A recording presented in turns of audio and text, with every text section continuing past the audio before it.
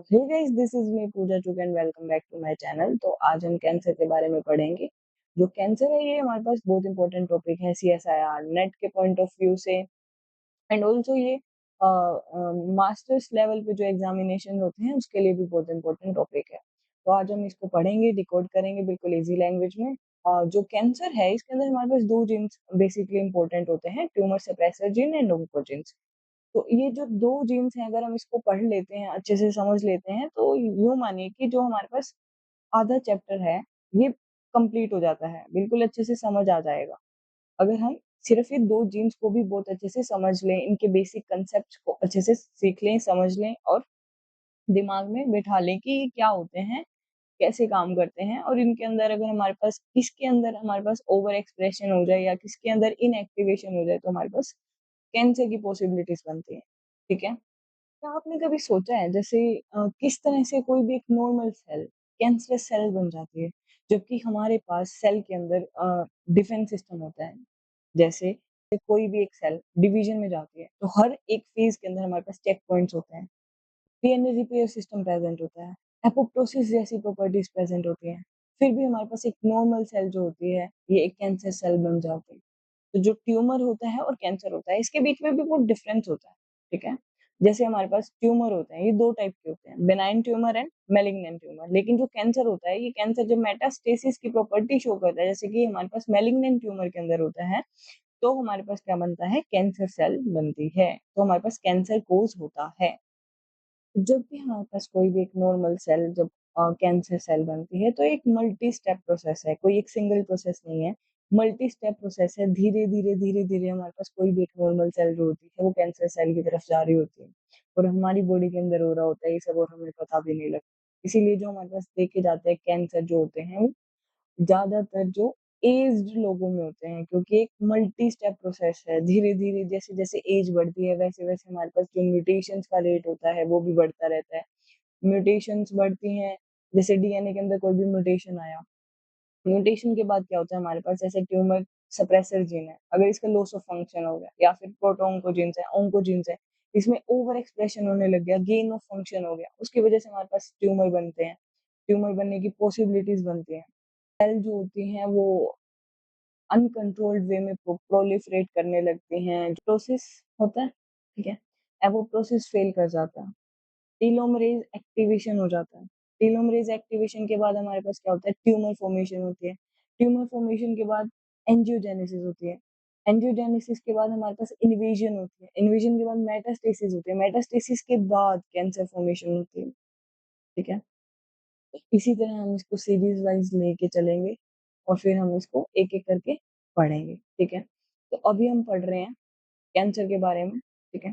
Cancer क्या होता है हमारे पास? Uncontrolled, unregulated, rapid cell division को हम कैंसर बोलते हैं। कैंसरस सेल्स इम्मॉर्टल होती हैं, यानी कि मल्टीपल डिविज़न्स करती हैं, डिफरेंशिएशन नहीं होता उसके अंदर, ठीक है? मेटास्टेसिस की प्रॉपर्टी शो करते हैं, यानी कि एक लोकेशन से जहाँ पे वो उसका ओरिजिन हुआ है, वहाँ से दूसरी लोकेशन के अंदर वहाँ पे जाके कैंसरस सेल की फॉर्मेशन करना, उसको बोलते हैं मेटास्टेसिस, ठीक है?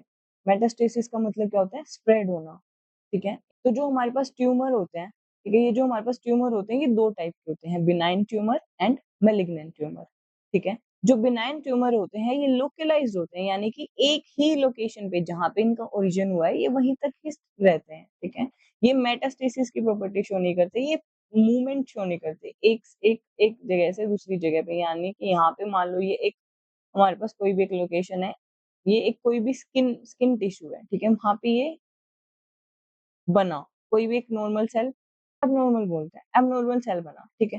यहाँ पे कोई भी एक स्किन का टिश्यू है, उसके अंदर ये जो है फिर ये जो हमारे पास सेल होगा, ये हमारे पास कोई भी एब्नॉर्मल सेल बनता है, ठीक है? एब्नॉर्मल सेल बनता है, तो क्या होता है इसके सराउंडिंग में यहाँ पे एनकैप्सुलेशन हो जाता है। एनकैप्सुलेशन होने की वजह से ये क्या करता है, एनकैप्सुलेशन होने की वजह से ये मूव नहीं कर पाता। ये मेटास्टेसिस की प्रॉपर्टी शो नहीं करता, ठीक है? लोकलाइज़्ड होता है, नॉन इन्वेसिव होता है, यानी कि इन्वेजन क्या होता है, एक जगह से दूसरी जगह पे जाने के लिए जब हमारे पास ये ब्लड सेल्स होती हैं, इन ब्लड सेल्स के थ्रू हमारे पास इन्वेड करता है किसी भी टिश्यू के अंदर, तो उसको बोलते हैं हम इन्वेजन। तो इसके अंदर हमारे पास कोई इन्वेजन की प्रॉपर्टी नहीं होती, कोई मेटास्टेसिस की प्रॉपर्टी नहीं होती, एनकैप्सुलेटेड होता है जिसकी वजह से एक ही पोजीशन के ऊपर रहता है, जहाँ पे ओरिजिन हुए हैं वहीं पे ही रहेगा। ये इसको हम ट्रू ट्रू कैंसर नहीं बोलते, ठीक है? क्योंकि हमारे पास कैंसर फ़ॉर्म नहीं करता, ठीक है? इसको सर्जिकली रिमूव करना बहुत ईज़ी होता है। मैलिग्नेंट ट्यूमर यानी कि लोकलाइज़्ड नहीं होता, ठीक है? ये एक एक जगह मान लो इसकी यहाँ ओरिजिन हुआ है, तो ये ब्लड सेल्स या फिर लिम्फ से मूव करता हुआ बॉडी के डिफरेंट या फिर डिस्टिंक्ट ऑर्गन तक जा सकता है, ठीक है? और ये मेटास्टेसिस की प्रॉपर्टी शो करता है, जिसकी वजह से ये ट्रू कैंसर है। इसको सर्जिकली रिमूव करना तो पॉसिबल है, पर हर जगह से बॉडी के हर पार्ट से कैसे रिमूव किया जा सके, ठीक है? तो जो इसकी क्लासिफिकेशन होती है, कैंसर की क्लासिफिकेशन, ये हमारे पास इसके ओरिजिन के बेसिस के ऊपर इसकी क्लासिफिकेशन होती है, जैसे carcinoma, sarcoma and leukaemia. Carcinoma यानी कि हमारे पास एपिथेलियल यानी कि स्किन कैंसर जो होते हैं, वो बेसिकली हमारे पास कार्सिनोमा होते हैं। ठीक है, सार्कोमा यानी कि जो मसल सेल के अंदर जो कैंसर होते हैं, या फिर सॉलिड कनेक्टिव टिश्यू के अंदर जो हमारे पास कैंसरस सेल्स होती हैं, उसको हम सार्कोमा बोलते हैं। ल्यूकीमिया यानी कि ब्लड सेल के जितने भी कैंसर होते हैं, उसको हम ल्यूकीमिया बोलते हैं। मोर देन 90% जो कैंसर होती है वो कार्सिनोमा टाइप होते हैं, यानी कि एपिथेलियल सेल्स के अंदर जो ट्यूमर बनता है उसको हम कार्सिनोमा बोलते हैं। मोर देन 90% ये वाले कैंसर होते हैं। लिम्फोमा क्या होता है हमारे पास? Cancer of lymphatic cell, lymphatic system cell derived from the bone marrow. जैसे हमारे पास क्या होता है, बोन मैरो के अंदर जैसे हिमेटोपोइटिक स्टेम सेल्स होते हैं, हिमेटोपोइटिक स्टेम सेल्स होते हैं, उन स्टेम सेल से हमारे पास डिफरेंट टाइप के ब्लड सेल्स बनते हैं, ठीक है? जैसे हमारे पास इससे बनता है B cell, T cell, lymphocyte से बनते हैं, ये बी सेल बनते हैं, टी सेल बनते हैं। तो इन इन बी सेल या फिर टी सेल के अंदर हमारे पास जितने भी कैंसर होंगे उसको हम बोलेंगे लिम्फोमा। क्या बोलेंगे हम उसको? क्या बोलेंगे हम उसको? लिम्फोमा, ठीक है? जैसे ये देखो, ये होता है हमारे पास बिनाइन ट्यूमर, जैसे मैंने बताया ना कि एक हमारे पास ट्यूमर सेल्स बनती हैं, इन ट्यूमर सेल्स के सराउंडिंग में ये एनकैप्सुलेशन हो जाता है। क्या हो जाता है? एनकैप्सुलेशन।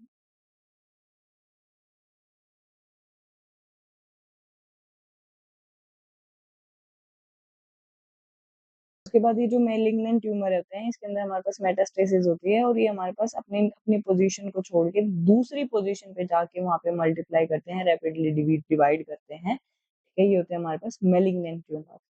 ठीक है? और भी डिफरेंट टाइप के हमारे पास कैंसर सेल्स होती हैं, जैसे कि testicular cancer, colorectal cancer, bladder cancer, uterus cancer, kidney cancer, brain cancer, stomach cancer, lung cancer, या फिर हमारे पास होता है लिवर कैंसर। कुछ यहाँ हमारे पास की पॉइंट्स आते हैं, ठीक है? जैसे कि हमारे पास सारे के सारे ट्यूमर कैंसर नहीं होते, not all tumours are cancer, ठीक है? But all cancers are tumours, ठीक है? A tumor can be benign, pre-malignant, malignant होता है। जब वो malignant बन गया, मेटास्टेसिस की प्रॉपर्टी शो कर दी, तो वो हमारे पास कैंसरस सेल्स बन जाते हैं। ठीक है? फिर हम उसको ट्यूमर नहीं बोलते। Cancer is by definition is malignant, okay? And जो कैंसर होते हैं ये कैरेक्टराइज्ड होते हैं बाय 3 क्राइटेरिया। इसके अंदर हमारे पास 3 बेसिकली क्राइटेरिया होते हैं, जैसे कि अनकंट्रोल्ड ग्रोथ, इसके अंदर अनकंट्रोल्ड डिवीजन होती है, इन्वेजन होती है यानी कि एक लोकेशन से, जैसे ये हमारे पास कोई भी एक सेल है, टिश्यू है, ठीक है? एक लोकेशन से जब ये ब्लड कैपिलरीज के थ्रू दूसरी लोकेशन की तरफ मूव करता है, इस प्रोसेस को हम बोलते हैं इन्वेजन, ठीक है? मूवमेंट करके कहीं और पे जाके सेट हो गए और वहां पे हमारे पास ये रैपिडली डिवाइड करने लगे, तो उस प्रॉपर्टी को हम मेटास्टेसिस बोलते हैं।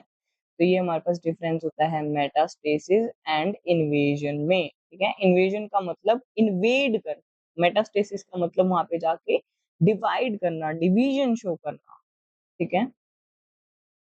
The process by which normal cell become cancer cells is called a multi-step process, multi-step carcinogenesis। इसके बारे में हम बात कर चुके हैं। There are three basic steps to multi step carcinogenesis. इसके अंदर हमारे पास इनिशिएशन होता है, प्रमोशन होता है एंड देन प्रोग्रेशन होता है। When a cancer spread to other location in the body, just localised tissue invasion, इसको हम बोलते हैं मेटास्टेसिस, यानी कि एक लोकेशन से दूसरी लोकेशन बॉडी की, वहां पे जाके जब ये सेल्स अपना डिवीजन शो करते हैं, ठीक है, तो उसको मेटास्टेसिस बोलते हैं। A cancer must overcome the body defences, body के डिफेंस सिस्टम को ओवरकम करते हैं और उसके बाद हमारे पास ये जो मल्टीपल स्टेप्स हैं इसको कंप्लीट करते हैं, उसके बाद वो मेटास्टेजाइज होते हैं। ठीक है, जो हमारे पास हमने बोला बॉडी के डिफेंस, जैसे कि हमारे पास क्या चेक पॉइंट्स होते हैं सेल डिवीजन के दौरान, या फिर हमारे पास ये रिपेयर सिस्टम प्रेजेंट होता है बॉडी के अंदर, या फिर हमारे पास हर एक सेल के अंदर अपनी एक एपोप्टोसिस की प्रॉपर्टी होती है। जिस तरह से हमारे पास टीलोमरेज प्रेजेंट होते हैं, जो क्रोमोसोम के ऊपर एक कैप लाइक स्ट्रक्चर होते हैं। जैसे हम अभी बताते हैं आपको कि क्या होता है टीलोमरेज। ये जो हमारे पास अगर हम बात करें कि जैसे ये हमारे पास एक क्रोमोसोम है, ठीक है? इस क्रोमोसोम के एंड पॉइंट्स पे यहाँ पे हमारे पास कुछ मल्टीपल रिपीट यूनिट्स प्रेजेंट होती हैं, एक कैप लाइक स्ट्रक्चर प्रेजेंट होता है, ठीक है? यहाँ पे एक कैप लाइक स्ट्रक्चर प्रेजेंट होता है जिसको हम बोलते हैं टीलोमेयर, और हर एक डिवीजन के बाद ये जो टीलोमेयर की लेंथ होती है ये शॉर्ट होती रहती है, ठीक है? जिसको हेफलेक लिमिट भी बोलते हैं, जिसके बाद जो डिवीजन होती है वो स्टॉप कर जाती है और सेल जो होती है वो अपने आप एपोप्टोसिस की अब एपोप्टोसिस में चली जाती है, यानी कि खुद से खुद को मार देती है, प्रोग्राम्ड सेल डेथ बोलते हैं जिसको, ठीक है? लेकिन कैंसर सेल में तो ये होता नहीं, क्योंकि वो मल्टीपल डिवाइड मल्टी जो होती है वो डिवीजन शो करती है, अनकंट्रोल्ड डिवीजन करती है, तो वो उसके अंदर ये जो टीलोमेरेज की लेंथ होती है ना, जैसे जैसे ये टीलोमेरेज की लेंथ शॉर्ट होती रहती है नॉर्मल सेल के अंदर, वैसे वैसे टीलोमेरेज का एक्टिवेशन के साथ क्या होता है, हमारे पास जो कैंसर सेल होती है उसके अंदर टीलोमेरेज की लेंथ ज्यादा बढ़ने लगती है, ओवर एक्सप्रेस हो जाती है, ठीक है? अ, उसके बाद है common cancer categories in veterinary are carcinomas, sarcomas and haematopoietic tumour. Haematopoietic वही ब्लड रिलेटेड ट्यूमर्स जो होते हैं उसको हेमेटोपोइटिक ट्यूमर बोलते हैं, ठीक है? हाउ ट्यूमर बिकम कैंसर, किस तरह से हमारे पास जो ट्यूमर है कैंसर बन जाता है। जैसे cancer harm the body destroying healthy tissue is the process is called the invasion. Invasion यानी कि जैसे ये प्राइमरी ट्यूमर है, ये एक लोकेशन है जहाँ पे हमारे पास कैंसर सेल्स प्रेजेंट होते हैं, ठीक है? उसके बाद जो एपिथेलियल, ये हमारे पास नॉर्मल एपिथेलियल सेल है, इसमें कोई भी एक, जैसे ये वाला हमारे पास सेल है ये कैंसरस बन गया, ये मल्टीपल डिवीजन शो करेगा, ठीक है? इसके डिवीजन से हमारे पास एक कैंसर सेल बनेगी, एब्नॉर्मल सेल का डिवीजन हो जाएगा, ठीक है? उसके बाद ये पूरे इसको ये जो हमारे पास लेयर है इसको इन्वेड करती हुई ब्लड के अंदर मूव करेगी, और ब्लड के अंदर मूव करने के बाद किसी और लोकेशन के ऊपर जाके ये हमारे पास मल्टीप्लाई करने लगेगी, डिवाइड करने लगेगी। तो इस प्रॉपर्टी को हम बोलते हैं मेटास्टेसिस, ठीक है? तो जब ये डिवाइड करेगी तो हमारे पास, अगर हमारे पास एक सेल है, ठीक है? उस सेल को कुछ हमारे पास न्यूट्रिशन रिक्वायर्ड होता है, ठीक है? इसको न्यूट्रिशन रिक्वायर्ड होता है प्रॉपर अमाउंट में। जब हमारे पास ये मल्टीपल डिवीजन शो करेगा, तो वहाँ पे न्यूट्रिशन की, ऑक्सीजन की कमी होने लग जाएगी, ठीक है? वहाँ पे हमारे पास न्यूट्रिशन है या फिर ऑक्सीजन है, उसकी कमी होने लगेगी। तो न्यूट्रिशन, ऑक्सीजन या फिर ब्लड है, ठीक है? इन सब चीज़ों की इसको कमी होने लगेगी, तो उसको पूरी तरह से सप्लाई करने के लिए हमारे पास क्या होता है, एंजियोजेनेसिस की प्रॉपर्टी शो करते हैं ये। एंजियोजेनेसिस यानी कि formation of new blood vessels, नई ब्लड वेसल्स की फॉर्मेशन को हम एंजियोजेनेसिस बोलते हैं। तो ये जो कैंसरस सेल्स होती हैं ये हमारे पास एंजियोजेनेसिस की प्रॉपर्टी शो करते हैं, ठीक है? जैसे यहाँ पे हमारे पास दिखाया हुआ है कि ये नॉर्मल सेल्स होते हैं, बेसमेंट मेम्ब्रेन है, यहाँ पे ट्यूमर जो होता है रैपिडली डिवाइड करता है, इन्वेड करता है इसके अंदर, एंड देन कैंसर जो होता है ब्रेक कर देता है मेम्ब्रेन को और डिटैच हो जाता है, और उसके बाद वो मेटास्टेसिस की प्रॉपर्टी शो करता है और दूसरी जगह पे जाके अपनी मल्टीप्लिकेशन करता है, ठीक है? तो ये जो माइलोमा होता है, मतलब एंटीबॉडीज बनाते हैं, उसके अंदर अगर कैंसर हो जाता है तो उसको माइलोमा बोलते हैं, जैसे प्लास्टाइटोमा। अब कैंसर के कोज़ के बारे में देखेंगे कि कोज़ ऑफ कैंसर क्या होता है, ठीक है? जैसे हमारे पास डीएनए डैमेज होता है, किस वजह से, मतलब कौन-कौन से ऐसे फैक्टर्स हैं जिनकी वजह से हमारे पास जो डीएनए है वो डैमेज होता है, ठीक है? तो म्यूटेशन की वजह से डीएनए डैमेज होता है, ठीक है? और वो जो म्यूटेशन होती है उसमें क्या होता है हमारे पास, जैसे ये कोई भी हमारे पास डीएनए है, इस डीएनए के अंदर हमारे पास सीक्वेंस जो भी होती है, जैसे ए, टी, जी, सी, ये हमारे पास डीएनए के अंदर प्रेजेंट होता है। अब उसके अंदर हमारे पास किसी भी जगह पे पॉइंट म्यूटेशन हो जाता है, ठीक है? जिसकी वजह से हमारे पास सीक्वेंस चेंज हो जाती है, ठीक है? जब हमारे पास इस डीएनए के अंदर सीक्वेंस चेंज होगी, मान लो यहाँ पे एयूजी है, ठीक है? जो मिथनिन को कोड करता है, एयूजी जो कि मिथनिन को कोड करता है, अगर यहाँ पे हमारे पास ए की जगह जी आ जाए, जीयूजी बन जाए, ठीक है? तो ये पॉइंट म्यूटेशन हुआ, लेकिन जो यहाँ पे मिथनिन को कोड कर रहा था वो यहाँ पे वेलिन को कोड करने लगेगा, ठीक है? और अगर ये हमारे पास एयूजी इनिशिएटर कोडॉन है और वो वेलिन को कोड करने लगे। इसका मतलब वो पूरा जो हमारे पास स्टेप होता है, जो ट्रांसलेशन की प्रोसेस होती है, वो ही स्टार्ट नहीं होगी, ठीक है? क्योंकि जो हमारे पास ट्रांसलेशन है, वो स्टार्ट होता है हमारे पास एयूजी से, मिथ्योनिन से, ठीक है? तो ये हमारे पास एक पॉइंट म्यूटेशन से भी बहुत बड़ा इफेक्ट पड़ सकता है किसी भी एक जीन के ऊपर फंक्शनल प्रोटीन बनने तक, ठीक है? तो म्यूटेशन हुआ, डीएनए के सीक्वेंस के अंदर चेंज आया, जिसकी वजह से या तो हमारे पास लॉस ऑफ फंक्शन हो सकता है, जैसे कि यहाँ पे बात करें कि वो प्रोटीन ही नहीं बनेगा, लॉस ऑफ फंक्शन हो सकता है या फिर कोई भी फंक्शन ज़्यादा हो सकता है, गेन ऑफ फंक्शन हो सकता है, ठीक है? जैसे हमारे पास कैंसर बनने के लिए हमारे को क्या रिक्वायर्ड होता है कि जो ट्यूमर सप्रेसर जीन होता है, ठीक है? जो ट्यूमर को सप्रेस करता है, उसका लॉस ऑफ फंक्शन हो जाए, तो हमारे पास ट्यूमर सप्रेस नहीं होगा, ठीक है? और गेन ऑफ फंक्शन में हमारे पास क्या होता है, जो प्रोटोऑन्कोजीन है, अगर उनके अंदर गेन ऑफ फंक्शन हो जाए, तो वो ऑन्कोजीन्स बन जाते हैं, ठीक है? तो ये हमारे पास प्रोसेस होता है कि किस तरह से हमारे पास डीएनए डैमेज होके किस तरह से हमारे पास ट्यूमर सप्रेसर जीन में लॉस ऑफ फंक्शन होता है या प्रोटोऑन्कोजीन्स के अंदर गेन ऑफ फंक्शन होता है। ये हमारे पास किस-किस तरीके से हो सकता है, जैसे फिजिकल, बायोलॉजिकल और केमिकल, ठीक है? अब इसके अंदर हमारे पास आते हैं फिजिकल एजेंट्स। फिजिकल एजेंट्स में जैसे आयनाइजिंग रेडिएशन और नॉन आयनाइजिंग रेडिएशंस, ठीक है? जब भी हमारे पास रेडिएशन बॉडी के ऊपर किसी भी तरह से हमारे इसके साथ कोई भी कॉन्टैक्ट होता है, ठीक है? उसके बाद हमारे पास इसकी पेनिट्रेशन पावर के ऊपर डिपेंड करता है कि म्यूटेशन कैसे होगा। अब ये जो ऑर्डर लिखा है यहाँ पे, जैसे एक्स-रे, गामा रे, बीटा रे, अल्फा रे, ठीक है? ये इसके पेनिट्रेशन पावर के अकॉर्डिंग ऑर्डर लिखा है, ठीक है? ये क्या करते हैं, हमारे पास डबल स्ट्रैंडेड या फिर सिंगल स्ट्रैंडेड ब्रेक कोज़ कराते हैं। और ये जो नॉन आयनाइजिंग रेडिएशंस होती हैं, जैसे यूवी रेडिएशन, जो थायमिन-थायमिन डाइमर फॉर्मेशन करते हैं, न्यूक्लियोटाइड एक्सीजन रिपेयर के थ्रू ये रिपेयर होता है। अगर हमारे पास न्यूक्लियोटाइड एक्सीजन रिपेयर सही से काम नहीं करता, तो हमारे पास वहाँ पे ज़ीरोडर्मा पिगमेंटोसा जैसा कैंसर हो सकता है, जो कि स्किन कैंसर है, ठीक है? उसके बाद आते हैं हमारे पास केमिकल एजेंट्स। केमिकल एजेंट्स मतलब वो म्यूटेजेंस जिसकी वजह से कैंसर कोज़ होता है, यानी कि डीएनए के अंदर म्यूटेशंस आती हैं, ठीक है? बेस एनालॉग जैसे 5-ब्रोमो यूरेसिल, अल्केलाइटिंग एजेंट जो कि हमारे पास डीएनए होता है, उस डीएनए के अंदर हमारे पास मिथाइल ग्रुप का एडिशन करवा देते हैं, जैसे इथाइल मिथाइल सल्फोनेट, डीएमिनेटिंग एजेंट जैसे हाइड्रोक्सिल अमीन, ऑक्सीडेटिव एजेंट जैसे कि रिएक्टिव ऑक्सीजन स्पीशीज़, जब हमारे पास इसका भी अमाउंट हमारी बॉडी के सेल के अंदर बढ़ जाता है, तो वो भी हमारे पास क्या करता है, डीएनए म्यूटेट कर देता है, ठीक है? इंटरकैलेटिंग एजेंट जैसे एक्रिडीन ऑरेंज, ठीक है? ये हमारे पास क्या करती हैं, डीएनए के बेसिस के बीच में जाके इंटरकैलेट कर जाती है, ठीक है?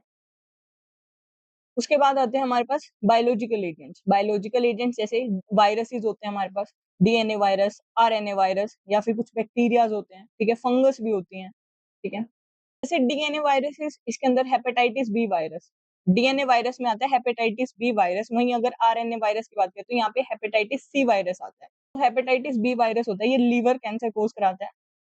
डीएनए वायरस में आता है पेपिलोमा वायरस, सर्वाइकल कैंसर करवाता है। हर्पिस वायरस की वजह से हमारे पास यहाँ पे बर्किट लिम्फोमा होता है, ठीक है? नेज़ोफेरेंजियल सार्कोमा होता है और कापोसी सार्कोमा होता है। ये हमको सारे के सारे जो एग्ज़ाम्पल्स हैं, ये याद करने पड़ेंगे, ठीक है? और जो आरएनए वायरस होता है, इसके अंदर हमारे पास हेपेटाइटिस सी वायरस होता है, रेट्रोवायरस होता है और ह्यूमन टी लिम्फोट्रोपिक वायरस होता है। बैक्टीरिया के अंदर जैसे हाइलोबैक्टर पाइलोरी है, ये हमारे टमक अल्सर कोज़ करता है और स्टमक अल्सर के बाद अल्टीमेटली स्टमक कैंसर हो जाता है, ठीक है? अगर इसको टाइम पे ट्रीट ना किया जाए तो, ठीक है? प्रॉपर्टीज़ ऑफ कैंसर, ठीक है? में हमारे पास सबसे पहली जो प्रॉपर्टी होती है वो होती है न्यूरोप्लास्टिक ट्रांसफॉर्मेशन, ठीक है? न्यूरोप्लास्टिक ट्रांसफॉर्मेशन क्या होता है? जैसे कोई भी एक सेल है, इसके हमारे पास एक स्पेसिफिक स्ट्रक्चर है, इसका फंक्शन ये एक स्पेसिफिक परफॉर्म करती है। अगर इसके स्ट्रक्चर और फंक्शन ये अपनी प्रॉपर्टी लूज़ कर देती है, ठीक है? इस तरह से मान लो इसका स्ट्रक्चर चेंज हो गया या इसकी प्रॉपर्टी चेंज हो गई, तो ये हमारे पास क्या होता है, ट्रांसफॉर्म्ड हो जाती है। इसको बोलते हैं न्यूरोप्लास्टिक ट्रांसफॉर्मेशन, ठीक है? स्ट्रक्चर और फंक्शन चेंज हो जाना, ठीक है? अनकंट्रोल्ड सेल ग्रोथ, इसके अंदर हमारे पास क्या होता है, वही लॉस ऑफ फंक्शन हो गया, गेन लॉस ऑफ फंक्शन हो गया, ठीक है? लॉस ऑफ फंक्शन किसके अंदर होता है, हमारे पास लॉस ऑफ फंक्शन होता है ट्यूमर सप्रेसर जीन के अंदर, ठीक है? या फिर हमारे पास क्या होते हैं, गेन ऑफ फंक्शन होता है। ट्यूमर सप्रेसर जीन के बारे में हम आगे बात करेंगे, उसके मॉलिक्यूलर मैकेनिज्म को भी देखेंगे, ठीक है? अभी सिर्फ ये देख लो कि अगर हमारे पास लॉस ऑफ फंक्शन होता है ट्यूमर सप्रेसर जीन के अंदर या फिर प्रोटोऑन्कोजीन्स के अंदर हमारे पास गेन ऑफ फंक्शन होता है, उसकी वजह से हमारे पास क्या होता है, अनकंट्रोल्ड सेल ग्रोथ होती है, यानी कि जो सेल्स होती हैं वो प्रोलिफरेट करती है at a faster rate. Cancer होते हैं, ये हमारे पास खुद के खुद ही ग्रोथ सिग्नल सीक्रेट करते हैं, जिसकी वजह से हमारे पास एक्सटर्नल एनवायरनमेंट पे डिपेंड नहीं रहते, ठीक है? जैसे कि हमारे पास ग्रोथ फैक्टर रिसेप्टर होते हैं आरटीके, रिसेप्टर टायरोसिन काइनेज, ठीक है? अगर इसके अंदर हमारे पास गेन ऑफ फंक्शन हो जाता है, उसकी वजह से हमारे पास कैंसर होता है, ठीक है? जैसे ईजीएफ रिसेप्टर या फिर HER2 न्यू रिसेप्टर, रिसेप्टर के जो जीन होता है वो एम्प्लीफाई हो जाता है। एम्प्लीफिकेशन हो जाता है, जिसकी वजह से इसका ओवर एक्सप्रेशन होता है और ये ब्रेस्ट कैंसर में ज़्यादा देखा जाता है, ठीक है? इस तरह से ये हर्सेप्टिन एक ड्रग होती है जो कि मोनोक्लोनल एंटीबॉडीज़ होती हैं, ठीक है?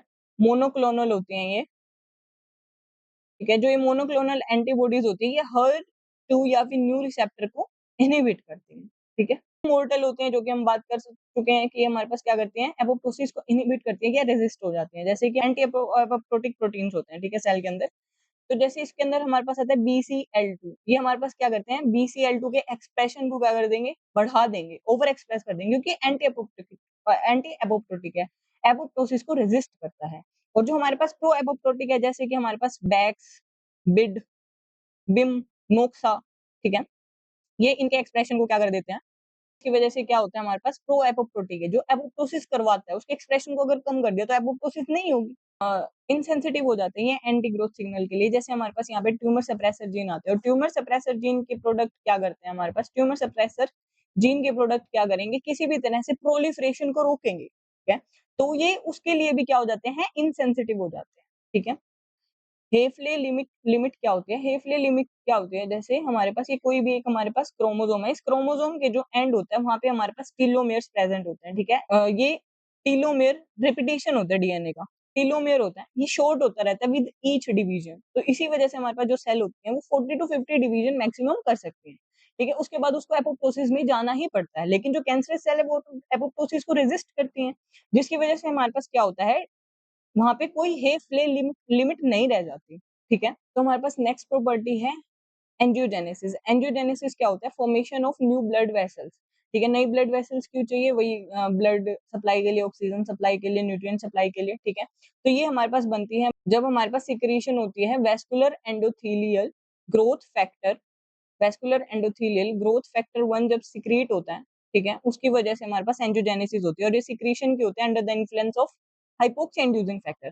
उसके बाद आती है हमारे पास टेलोमेरेज रीएक्टिवेशन, ठीक है? टेलोमेरेज रीएक्टिवेशन यानी कि जो हमारे पास हेफलिक लिमिट की हमने बात की थी कि वहाँ पे टेलोमेरेज जो होते हैं वो शॉर्ट नहीं होते, ठीक है? तो यहाँ पे हमारे पास टेलोमेरेज ही होता है जो रिस्पॉन्सिबल होता है टेलोमेयर की लेंथ को इंक्रीज करने के लिए, ठीक है? तो यहाँ पे टेलोमेरेज की रीएक्टिवेशन हो जाती है, जिसकी वजह से हमारे पास क्या होता है, हेफले लिमिट उस पे काम नहीं कर पाती, ठीक है? ह्यूमन टेलोमेरेज रिवर्स ट्रांसक्रिप्टेज की एक्टिवेशन हो जाती है, जैसे कि ये हमारे पास एंड का रिपीट यूनिट सीक्वेंस है, ठीक है?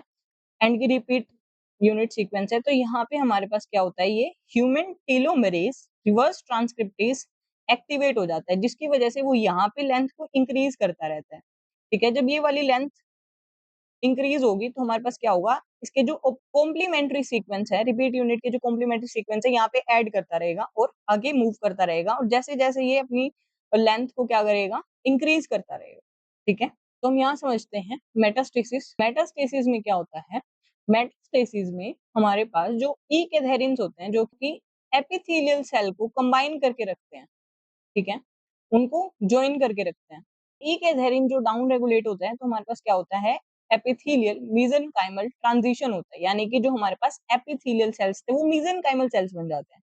एपिथेलियल सेल्स हैं वो इस तरह से प्रेजेंट रहेंगी और कोई भी मूवमेंट शो नहीं करती, ठीक है? टी कैथेरिन जो होता है वो एन कैथेरिन के अंदर क्या हो जाता है, कन्वर्ट हो जाता है, एन कैथेरिन बन जाते हैं। मेसेनकाइमल सेल का फंक्शन है, मेसेनकाइमल सेल के अंदर प्रेजेंट होता है एन कैथेरिन, ठीक है? तो एन कैथेरिन का एनकैथेरिन ज़्यादा होता है हमारे पास मेसेनकाइमल सेल के अंदर जो मूव कर सकती हैं, ये हमारे पास ज़्यादा होता है मेसेनकाइमल सेल के अंदर जो ई-कैथेरिन प्रेजेंट होता है, ई-कैथेरिन जो प्रेजेंट होता है वो होता है हमारे पास एपिथेलियल सेल्स के अंदर। तो यहाँ पे हमारे पास एपिथेलियल मेसेनकाइमल ट्रांजिशन होता है, जो हमारे पास एपिथेलियल सेल्स के अंदर ई-कैथेरिन्स होते हैं वो कन्वर्ट हो जाते हैं हमारे पास, उनका डाउन रेगुलेशन हो जाता है ई-कैथेरिन्स का और एन-कैथेरिन का एक्सप्रेशन चालू हो जाता है, ठीक है? एक्सप्रेशन स्टार्ट हो जाता है, जिसकी वजह से एपिथेलियल मेसेनकाइमल ट्रांजिशन आता है। एपिथेलियल मेसेनकाइमल ट्रांजिशन से हमारे पास क्या होता है, जो सेल्स होती हैं, जो एबनॉर्मल सेल्स होती हैं, मान लो ये एबनॉर्मल सेल्स हैं, ये एबनॉर्मल सेल जो होती है ये इन्वेड कर जाती हैं, बेसमेंट मेम्ब्रेन को ब्रेक कर देती हैं, ये बेसमेंट मेम्ब्रेन है, ठीक है? इस बेसमेंट और यहाँ पे हमारे पास एपिथेलियल सेल्स हैं, ठीक है? अब ये एपिथेलियल सेल्स क्या करेंगे, इस बेसमेंट मेम्ब्रेन को डिग्रेड कर देंगे, इसको हमारे पास डिस्ट्रॉय कर देंगे और यहाँ से मूव कर जाएंगे इन द ब्लड और लिम्फ, ठीक है? ये हमारे पास ब्लड या फिर लिम्फ में मूव कर जाएंगे और ब्लड और लिम्फ के थ्रू ये हमारे पास बॉडी के डिस्टेंट ऑर्गन की तरफ चले जाएंगे। ये बॉडी के डिस्टेंट ऑर्गन के पास जाके वहां पे हमारे पास कैंसरस सेल्स की मल्टीप्लीकेशन वहां पे स्टार्ट हो जाती है। उसके बाद आता है हमारे पास density independent growth. Density independent growth का क्या मतलब होता है, जैसे जैसे ये हमारे पास नॉर्मल सेल्स हैं, टाइटली अरेंजमेंट में ये क्या करते हैं, डिवाइड करना बंद कर देते हैं, ठीक है, जिसकी वजह से इनका जो ऑर्डर होता है वो एक तरह से होता है, मतलब ये ऑर्डरली अरेंज्ड होती हैं, ठीक है। लेकिन उसी जगह जो हमारे पास कैंसरस सेल्स होती हैं वो डेंसिटी से उसका कुछ लेना देना नहीं है, ठीक है, वो मल्टीप्लाई करती रहेंगी करती रहेंगी करती रहेंगी, जिसकी वजह से वो इरेगुलरली अरेंज्ड हो जाती है, ठीक है, जैसे यहाँ पे है इरेगुलरली ये सेल्स जो होती हैं वो अरेंज्ड हो जाती हैं, इसीलिए बोलते हैं कि कैंसर सेल्स के पास प्रॉपर्टी होती है डेंसिटी इंडिपेंडेंट ग्रोथ की, ठीक है। एनकरेज इंडिपेंडेंट ग्रोथ का मतलब होता है कि उसको कोई भी, जैसे हमारे पास सेल्स हैं और ये हमारे पास ये किसी एक पर्टिकुलर नॉर्मल सेल्स हैं, ये हमारे पास किसी एक पर्टिकुलर सबस्ट्रेटम की रिक्वायरमेंट होती है उसको डिवाइड करने के लिए, ठीक है। लेकिन जो हमारे पास कैंसरस सेल्स होती हैं वो विदाउट एनी सबस्ट्रेटम किसी भी हमारे पास कहीं पे भी वो मल्टीप्लाई कर सकती हैं, उसको सबस्ट्रेटम की रिक्वायरमेंट नहीं होती, ठीक है। उसके बाद है हमारे पास hypoxia inducing factor 1। Hypoxia inducing factor 1 क्या करता है, ये हाइपोक्सिक कंडीशन के अंदर कैंसर सेल से रिलीज होता है और ये स्टिमुलेट करते हैं वेस्कुलर एंडोथेलियल ग्रोथ फैक्टर 1 के प्रोडक्शन को, ग्लू ट्रांसपोर्टर की सिंथेसिस को, ठीक है, पायरुवेट काइनेज M3 प्रोडक्शन को। ये जो पायरुवेट काइनेज M3 प्रोडक्शन होता है ग्लाइकोलिसिस के अंदर प्रेजेंट हो रहा है, वो ग्लाइकोलिसिस को क्या करता है, स्टॉप नहीं होने देता, ठीक है, ग्लाइकोलिसिस होती रहती है, तभी तो हमारे पास जो हमारे पास कैंसर सेल्स है उसको एनर्जी मिलती है, ठीक है। कैंसर कोजिंग जो वायरस होते हैं उसको बोलते हैं हम ओंको वायरस, और ये इंसर्ट करते हैं वायरल जीन को होस्ट के अंदर, ठीक है, या तो उसके अंदर ओंको जीन्स को एक्टिवेट कर देंगे या ट्यूमर सप्रेसर जीन्स के को सप्रेस कर देंगे, ठीक है। उसके बाद आता है हमारे पास ह्यूमन पैपिलोमा वायरस। ये क्या करता है, हमारे पास सर्वाइकल या फिर एनल कैंसर कोज करवाता है। इसका मैकेनिज्म देखो, जैसे वायरस के अर्ली जीन प्रोडक्ट होता है E6 E7 जो कि ट्यूमर सप्रेसर जीन्स के ऊपर अफेक्ट करेंगे, ठीक है। ये क्या करते हैं E6, ये पॉली यूबिक्विटिनाइजेशन करवाता है P53 प्रोटीन का, जो कि एक ट्यूमर सप्रेसर प्रोटीन है, ठीक है। ये क्या करता है, पॉली यूबिक्विटिनाइजेशन करवा देता है, जिसकी वजह से प्रोटोसोमल डिग्रेडेशन हो जाता है P53 का। इसका मतलब P53 का लॉस ऑफ फंक्शन हो गया, ठीक है। और जो E7 होता है ये क्या करता है, हमारे पास रेटिनोब्लास्टोमा के साथ बाइंड कर देता है और उसको इनएक्टिवेट करवा देता है, जिसकी वजह से सेल जो होती हैं वो मल्टीप्लाई करने लगती हैं, ज्यादा ग्रोथ करने लगती हैं। ह्यूमन पैपिलोमा के अंदर E6 का फंक्शन होता है कि वो पॉलीयूबिक्विटिनाइजेशन करवा देता है और P53 को डिग्रेड करवाता है, और जो E7 का क्या फंक्शन होता है, वो रेटिनोब्लास्टोमा के साथ बाइंड कर जाता है और उसको इनएक्टिवेट कर देता है, जिसकी वजह से अनकंट्रोल सेल ग्रोथ होती है और यहाँ पे कैंसर कोज हो जाता है, ठीक है। तो ये हमारे पास इसके अंदर क्वेश्चन आते हैं, इस तरह से हमारे पास इसमें क्वेश्चन बनेगा। उसके बाद है एप्स्टिन बार वायरस। ये क्या करता है, हमारे पास बर्किट लिम्फोमा या फिर होजकिन लिम्फोमा कोज करवाता है। ये क्या मैकेनिज्म है इसका, इसके अंदर हमारे पास LMP1 प्रेजेंट होता है, ठीक है। ये इसके प्रोटीन्स होते हैं, ठीक है, जैसे वहां पे E6 और E7 थे, वैसे इसके अंदर हमारे पास LMP1 प्रेजेंट होता है और EBNA2 प्रेजेंट होता है। LMP1 है, ये क्या होता है, हमारे पास C40 रिसेप्टर को मिमिक करता है। C40 रिसेप्टर कहाँ प्रेजेंट होता है, ये जो हमारे पास बी सेल होते हैं, ठीक है, मान लो ये बी सेल है, इस बी सेल के ऊपर जो एक हमारे पास बी सेल रिसेप्टर होगा और एक हमारे पास और रिसेप्टर होता है जिसको हम बोलते हैं CD40। CD40 होता है, ये हमारे पास को स्टिमुलेटरी सिग्नल होता है जिसकी वजह से एक्टिवेशन होता है, ठीक है।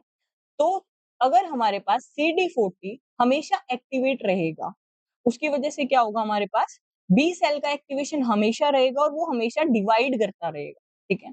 तो ये जो CD40 है, इस CD40 के रिसेप्टर को मिमिक करता है LMP1 और ये हमारे पास क्या करता है, हमेशा ऑन रहता है, जिसकी वजह से जो बी सेल होते हैं वो प्रोलिफरेट करते रहते हैं। LMP1 है, ये क्या करता है, NFK बीटा सिग्नलिंग के थ्रू बीसीएल की प्रोडक्शन बढ़ा देता है। बीसीएल क्या हमने ऊपर पढ़ा था कि एंटी एपोप्टोटिक होता है। एंटी एपोप्टोटिक की प्रॉपर्टीज को बढ़ा देना, इसका मतलब एपोप्टोसिस को वो रेजिस्ट करेगा, एपोप्टोसिस कम हो जाएंगे, ठीक है। और ये जो EBNA2 है, ये सेल CMYC की प्रोडक्शन को बढ़ा देगा, जिसकी वजह से साइक्लिन डी की प्रोडक्शन बढ़ेगी और सेल प्रोलिफरेशन बढ़ेगा।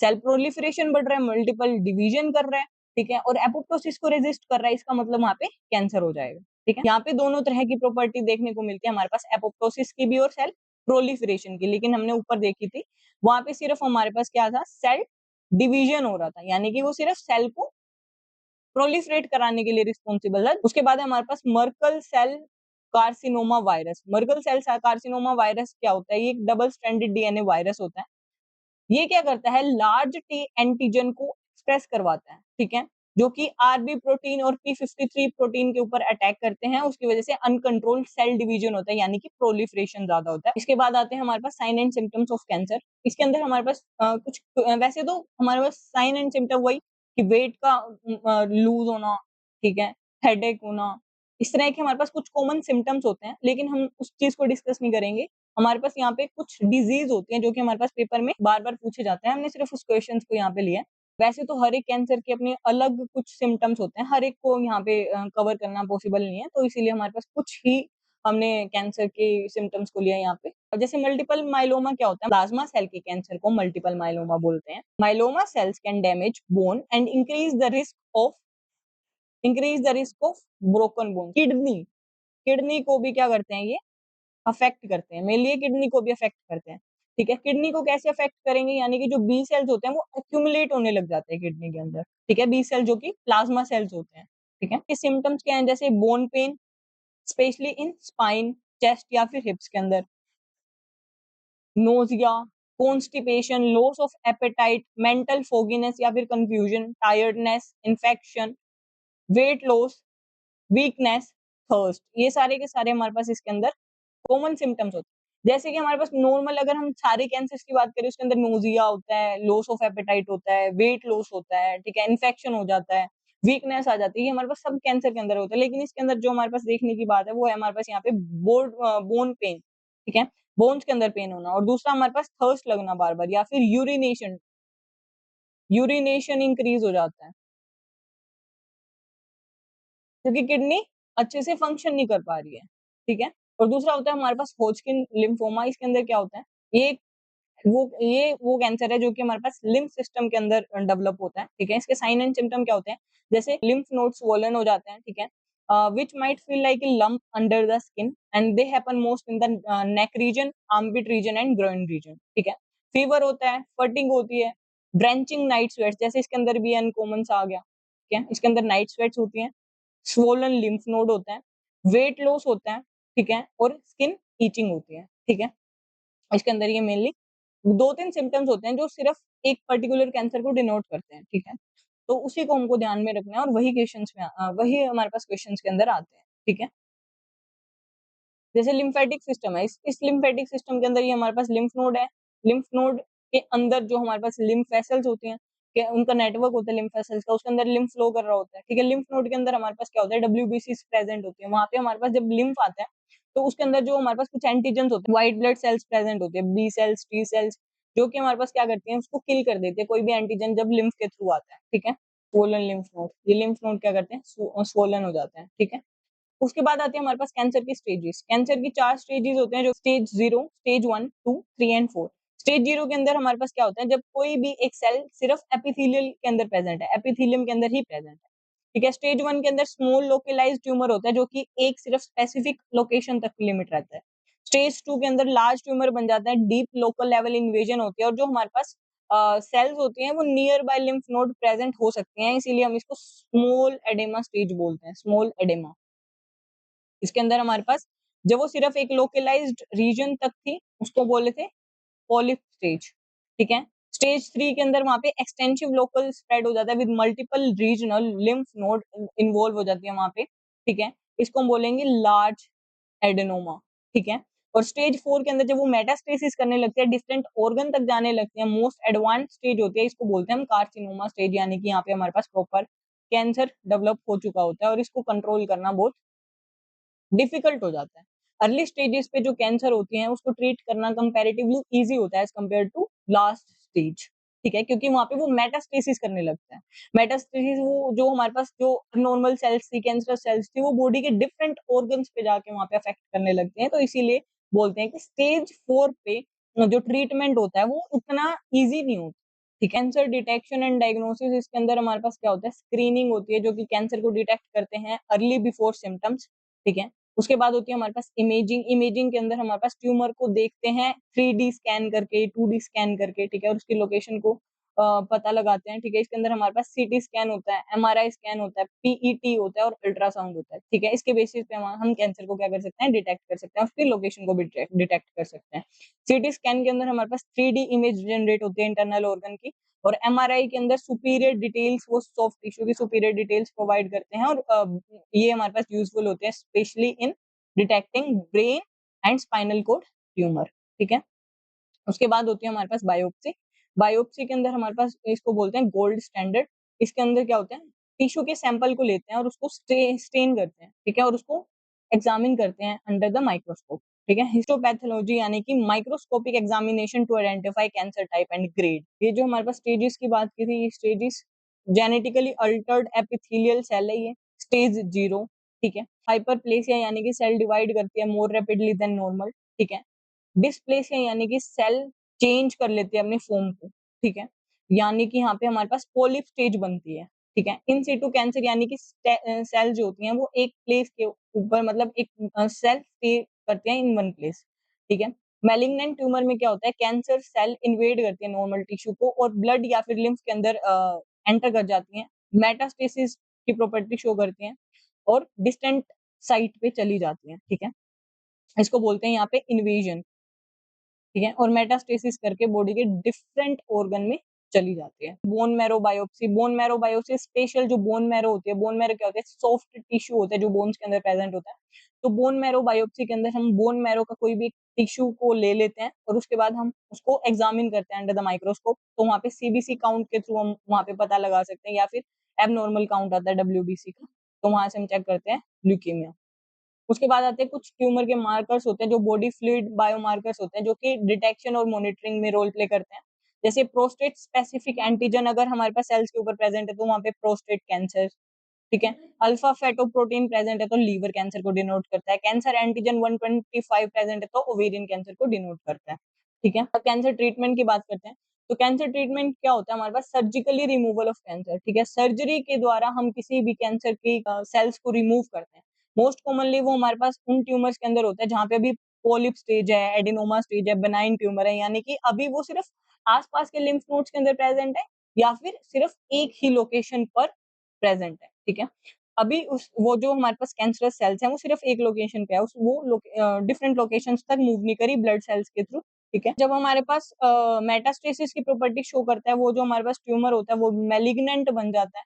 तो मैलिग्नेंट बनने के बाद हमारे पास क्या होता है, वहां पे आती है हमारे पास कीमोथेरेपी आती है, रेडियोथेरेपी आती है, हार्मोन थेरेपी होती है। ये थेरेपीज जो होते हैं ये डिसएडवांटेज भी होते हैं, ये बॉडी को वीक कर देती हैं, इम्यून सिस्टम को वीक कर देती हैं, ठीक है। अगर हमारे पास एक सेल को हमने मारने के लिए मान लो रेडियोथेरेपी करवाई है तो वहाँ पे मल्टीपल सेल्स जो आसपास के सेल्स हैं उसको भी पूरा इफेक्ट पड़ता है। तो इसीलिए ये जो हमारे पास इनका जो डिसएडवांटेज ज्यादा है एज कम्पेयर टू एडवांटेज, ठीक। कीमोथेरेपी होता है, इस कीमोथेरेपी के अंदर क्या होता है, कीमोथेरेपी वर्क बाय किलिंग और stopping the growth of cells. या तो ये सेल्स को किल कर देंगी या उसकी ग्रोथ को कम कर देंगी और फास्ट ग्रोइंग सेल्स को या तो किल कर देंगी या उसकी ग्रोथ को रोक देंगी। जैसे कि हमारे पास एंजियोस्टेटिन होता है, एंजियोस्टेटिन जो होता है एंजियोजेनेसिस को रोक देता है, ठीक है। एंजियोजेनेसिस अगर रुक जाती है तो हमारे पास क्या होगा, नई ब्लड वेसल्स नहीं बनेगी, नई ब्लड वेसल्स नहीं बनेगी तो वहां पे हमारे पास ब्लड सप्लाई प्रॉपर नहीं होगा, न्यूट्रिएंट सप्लाई नहीं होगा, तो डिवाइड नहीं कर पाएंगी जिस तरह से वो पहले, जिस पेस में वो पहले डिवाइड कर रही थी, ठीक है।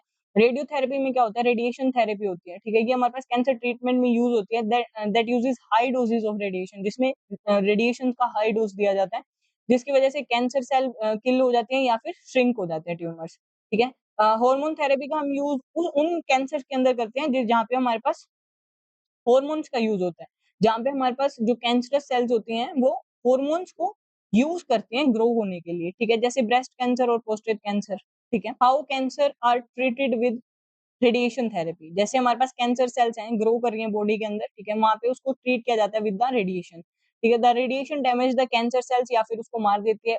अगर मान लो ये वाले पे हमारे पास क्या थी, ये हमारे पास कैंसरस सेल्स थी, इन कैंसरस सेल्स के साथ साथ हमारे पास ये जो आउटसाइड की सेल्स हैं ये भी हमारे पास क्या होती हैं, अफेक्ट होती हैं, इसीलिए इसका बहुत बड़ा डिसएडवांटेज है, ठीक है।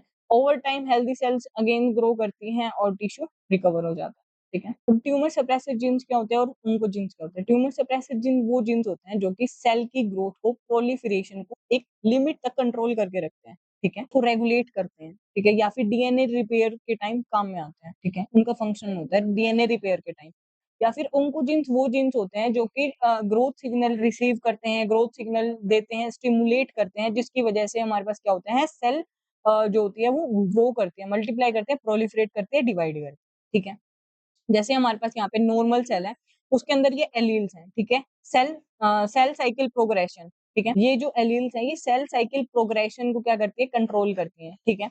अगर हमारे पास ओंकोजीन्स प्रेजेंट है, ठीक है, वो ओंकोजीन्स के अंदर म्यूटेशन हो जाता है, ठीक है, उन एलील्स के अंदर म्यूटेशन हो जाता है, तो हमारे पास यहाँ पे सेल साइकिल प्रोग्रेशन को इंक्रीज कर देते हैं। इसका मतलब डीएनए प्रोलिफरेशन क्या हो जाता है, बढ़ जाता है, ठीक है, जीन एम्पलीफाई हो जाते हैं, ठीक है। उसके बाद अगर हमारे पास नॉर्मल सेल है, ट्यूमर सप्रेसर जीन्स के अंदर क्या होगा, एलील जो होते हैं वो इन सेल साइकिल प्रोग्रेशन को इनहिबिट करते हैं। अगर वो इनहिबिट कर रहे हैं, ठीक है, अगर हम वो इनहिबिट कर रहे हैं, अगर यही एलील्स डीएक्टिवेट हो गई या फिर इनका म्यूटेशन हो गया किसी भी तरह से, ये लॉस ऑफ फंक्शन में चले गए, इनका फंक्शन लूज हो गया, तो हमारे पास क्या होगा, अगर इनका फंक्शन लूज हो गया तो सेल साइकिल प्रोग्रेशन जो है वो कंटिन्यूअसली बढ़ती रहेगी, ठीक है। अल्टीमेटली क्या होगा, ये प्रोलिफरेट करेंगे। प्रोटोन्कोजीन्स में क्या होता है, code for protein involved in regulating cell growth and differentiation. Tumour suppressor gene क्या होते हैं, वो जीन्स जो कि कोड करते हैं for protein that help slow down cellular growth और प्रमोट करते हैं एपोप्टोसिस को, ठीक है। प्रोटोन्कोजीन्स क्रोमोसोमल ट्रांसलोकेशन की वजह से, जीन एम्प्लीफिकेशन की वजह से प्रोटोन्कोजीन्स ओंकोजीन्स के अंदर कन्वर्ट हो जाते हैं, जो कि कैंसर के लिए रिस्पॉन्सिबल है, ठीक है। और जो हमारे पास डिलीशन, इंसर्शन, मिससेंस म्यूटेशन या फिर एम्पीजेनेटिक सेलेंसिस की वजह से होता है ट्यूमर सप्रेसर जीन, और इनका फंक्शन लॉस हो जाता है, जिसकी वजह से हमारे पास ये कैंसर सेल बनती हैं, ठीक है। और जो ट्यूमर सप्रेसर जीन्स होते हैं, ये केयर टेकर जीन्स होते हैं या फिर गेट कीपर जीन्स होते हैं, ठीक है। और मोलिकुलर जेनेटिक्स ऑफ कैंसर है, ठीक है, अब इसको डिस्कस करते हैं। जीन्स जो कि सेल प्रोलिफरेशन के अंदर इन्वॉल्व होते हैं, वो होते हैं हमारे पास ट्यूमर सप्रेसर जीन एंड प्रोटोन्कोजीन्स, ठीक है। वो जीन जो कि एपोप्टोसिस के अंदर इन्वॉल्व होते हैं, प्रो एपोप्टोटिक जीन्स या फिर anti apoptotic jeans. Pro apoptotic jeans के अंदर हमारे पास BH1 2 3 प्रोटीन आते हैं, BH3 ओनली प्रोटीन्स आते हैं। BH1 2 3 प्रोटीन्स के अंदर बैक, बोक, इस तरह से आते हैं। BH3 ओनली प्रोटीन के अंदर बिम, प्यूमा, नोक्सा, बिक, बिड, बिम, ये सब आते हैं, ठीक है।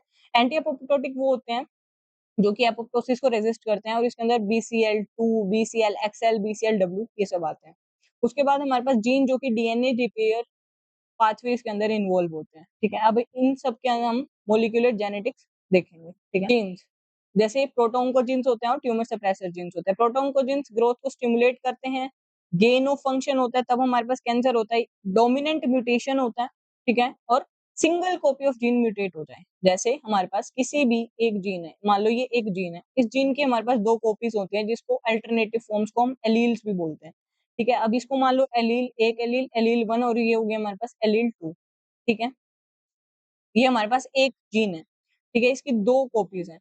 तो हमारे पास ट्यूमर प्रोटोन्कोजीन्स के अंदर, मान लो ये प्रोटोन्कोजीन है, इस प्रोटोन्कोजीन्स के अंदर तो हमारे पास डोमिनेंट म्यूटेशन जरूरी है, यानी कि सिंगल कॉपी अगर ये भी म्यूटेटेड हो गई, अगर एक कॉपी भी म्यूटेटेड हो गई, तो हमारे पास क्या हो जाएगा, गेन ऑफ फंक्शन हो जाएगा, ठीक है।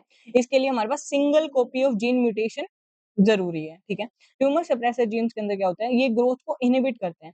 अगर हमारे पास ट्यूमर सप्रेसर जीन का फंक्शन लॉस हो जाए, ठीक है, उसकी वजह से हमारे पास कैंसर होता है, ठीक है। इसमें रिसेसिव म्यूटेशन आता है, और both copy of DNA mutation होनी चाहिए, ठीक है। यहाँ पे हमारे पास आता है सिंगल कॉपी डीएनए म्यूटेशन होगी तो कैंसर कोज हो जाएगा, गेन ऑफ फंक्शन हो जाएगा। लेकिन ट्यूमर सप्रेसर जीन्स के अंदर हमारे पास फंक्शन को लूज करने के लिए हमारे पास दोनों कॉपीज ऑफ एलील्स के अंदर हमारे पास क्या होना चाहिए, म्यूटेशन होना चाहिए, ठीक है। ये होता है हमारे पास रिसेसिव म्यूटेशन, यानी कि बोथ एलील्स म्यूटेटेड। जो ट्यूमर सप्रेसर जीन्स होते हैं, ये दो तरह से होते हैं, caretaker genes and gatekeeper genes. Caretaker genes होते हैं जो कि माइटोसिस को रेगुलेट करते हैं, एपोप्टोसिस को रेगुलेट करते हैं, और ये ग्रोथ इनहिबिटर्स होते हैं।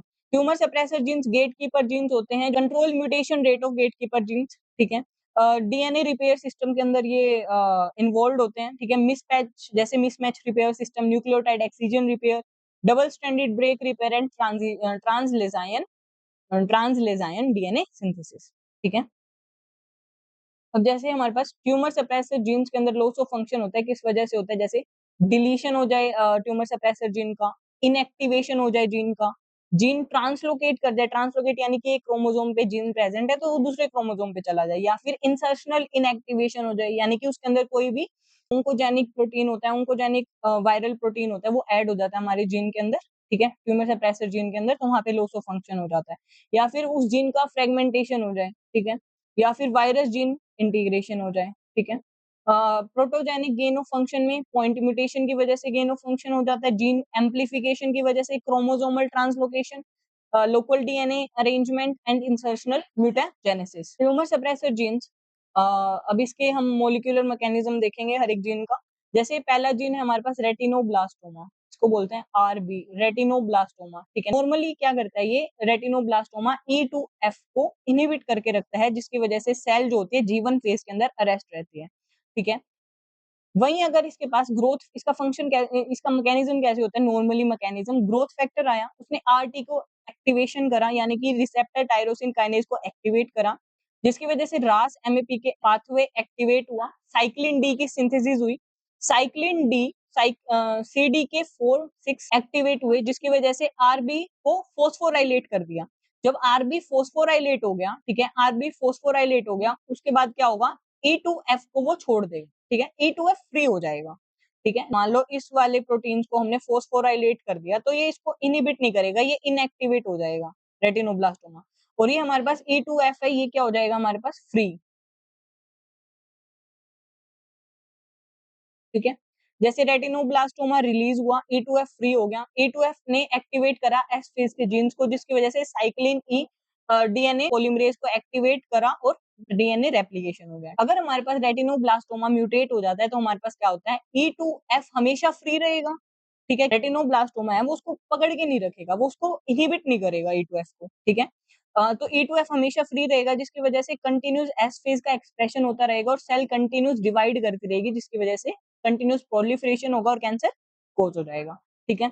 रेटिनोब्लास्टोमा के अंदर हमारे पास दो तरह से होता है, जैसे स्पोरोडिक स्पोरोडिक रेटिनोब्लास्टोमा या फिर हेरिडिटरी रेटिनोब्लास्टोमा। स्पोरोडिक रेटिनोब्लास्टोमा के अंदर आरबी जो एलील्स होती हैं दोनों, ये दोनों पॉजिटिव होते हैं, और फर्स्ट म्यूटेशन के बाद क्या होता है, सेकंड म्यूटेशन की रिक्वायरमेंट होती है, जिसके बाद ट्यूमर बनता है, ठीक है, जो कि हमने पढ़ा है कि ये क्या होता है, रिसेसिव म्यूटेशन रिक्वायर्ड होता है इन ट्यूमर सप्रेसर जीन। तो इसका मतलब दोनों एलील्स के अंदर म्यूटेशन होना जरूरी है। उसके बाद हमारे पास हेरिडिटरी रेटिनोब्लास्टोमा होता है, इसके अंदर क्या होता है, पर्सन बोर्न होता है, उसके अंदर क्या होता है, एक एलील पहले से ही म्यूटेटेड होती है, बोर्न होने से पहले ही उसके अंदर क्या होगा, आरबी एलील म्यूटेटेड होगी, तो हमारे पास born with one mutated RB allele, RB positive and one RB negative. उसके बाद उसको सिर्फ एक म्यूटेशन की रिक्वायरमेंट है कैंसर होने के लिए, ठीक है, तो सेकंड हिट हुआ रेटिनल सेल्स के अंदर और वहां पे म्यूटेशन हो गया, ठीक है, जिसके बाद हमारे पास क्या हुआ, ट्यूमर डेवलप हो जाएगा, ठीक। तो ये जो P53 है, ये सेकंड जीन आता है P53, ये क्या होता है हमारे पास, गार्जियन ऑफ जीनोम भी बोलते हैं इसको। इसमें क्या होता है, जो P53 है, एमडीएम जो है वो P53 के साथ बाइंड करके रखता है, ठीक है, एमडीएम P53 को इनहिबिट करके रखता है, ठीक।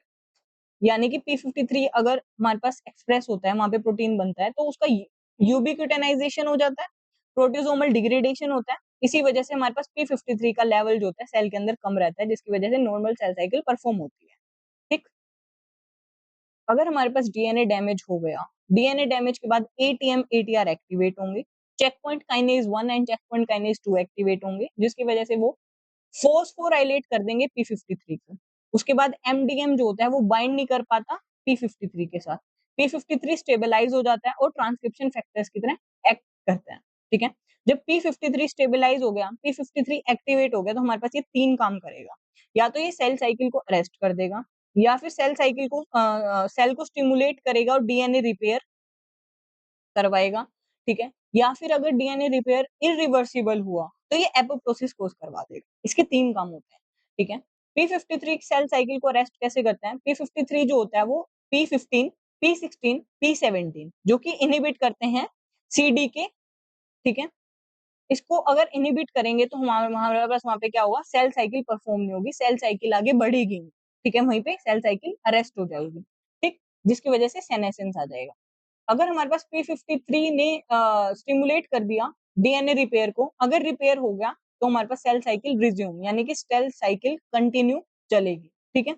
अगर हमारे पास वहां पे इरिवर्सिबल हो गया डीएनए डैमेज, तो वहां पे एपोप्टोसिस हो जाएगा। एपोप्टोसिस कैसे होगा, जो ये हमारे पास बैक्स है उसको इंक्रीज कर देगा, बैक्स की प्रोडक्शन को इंक्रीज कर देगा, माइटोकॉन्ड्रियल मेम्ब्रेन जो होती है वो परमिएबल हो जाएगी, जिसकी वजह से साइटोक्रोम सी निकलेगा, APAF1 कॉम्प्लेक्स बनेगा, कैस्पेज 9 एक्टिवेट होगा, फिर कैस्पेज 3 एक्टिवेट होगा और उसके बाद हमारे पास एपोप्टोसिस हो जाएगी उस सेल। ये हमारे पास नॉर्मल प्रोसीजर था, ठीक है। अगर हमारे पास अब P53 म्यूटेट हो गया, तो single gene of P53 mutate हो गया, then it will cause cancer, तो वो कैंसर कोज करवा देगा, ठीक है। अगर हमारे पास P53 का सिंगल जीन म्यूटेट हो गया तो वो कैंसर कोज करवा देगा। वैसे हमने क्या बात करती कि जो ट्यूमर सप्रेसर जीन है वो रिसेसिव म्यूटेशन दिखाता है, लेकिन ये एक सिर्फ एक एग्जांपल है जो कि हमारे पास क्या है, सिर्फ एक एलील के म्यूटेशन होने पे पूरा का पूरा फंक्शन लॉस हो जाता है, ठीक है।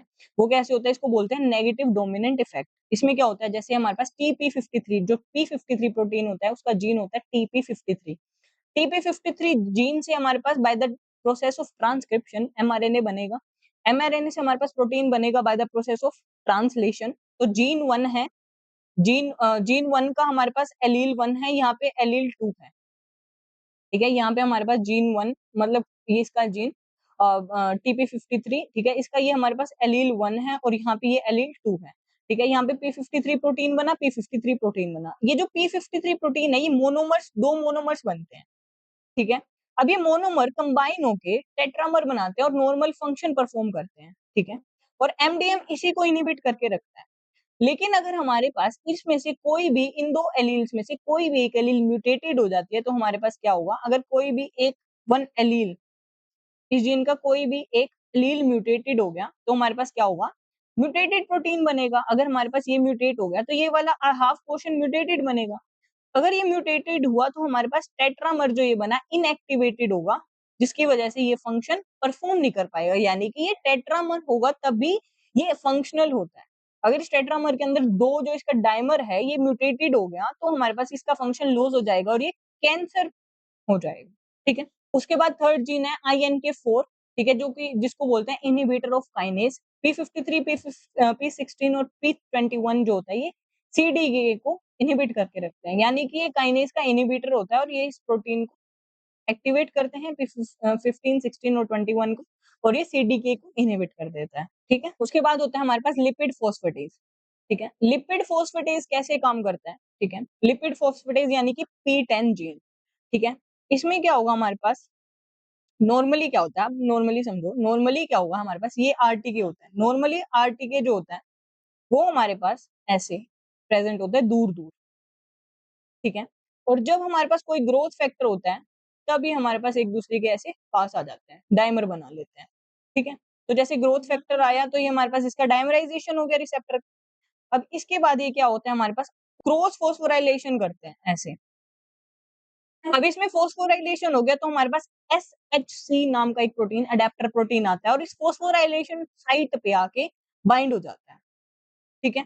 अब इसके बाद हमारे पास GRB2 आता है, ठीक है, ग्रैब 2, और इसके पास हमारे पास दो डोमेन होते हैं, SH2 डोमेन और SH3 डोमेन। SH2 डोमेन और GRB2 ये दोनों के दोनों SHC के साथ बाइंड कर जाते हैं, लेकिन जो SH3 है इसका जो डोमेन है वो अभी खाली है, ठीक है। SH3 डोमेन के साथ हमारे पास SOS आगे बाइंड कर जाता है, जो कि हमारे पास ग्वानिन एक्सचेंज फैक्टर की तरह काम करता है। ग्वानिन एक्सचेंज फैक्टर की तरह काम करता है और ये रास GDP को रास GTP के अंदर कन्वर्ट कर देता है, यानी कि रास को एक्टिवेट कर देता है। रास के एक्टिवेट होने के बाद हमारे पास क्या होता है, ये PI3K को एक्टिवेट कर देता है, जिसके पास हमारे पास दो डोमेन होते हैं, regulatory domain and catalytic domain. Regulatory domain होता है P85 और कैटालिटिक डोमेन होता है P110। अब ये क्या करता है प्रोटीन, ये जो P13 काइनेज है ये PIP2 को PIP3 के अंदर कन्वर्ट कर देता है, ठीक है।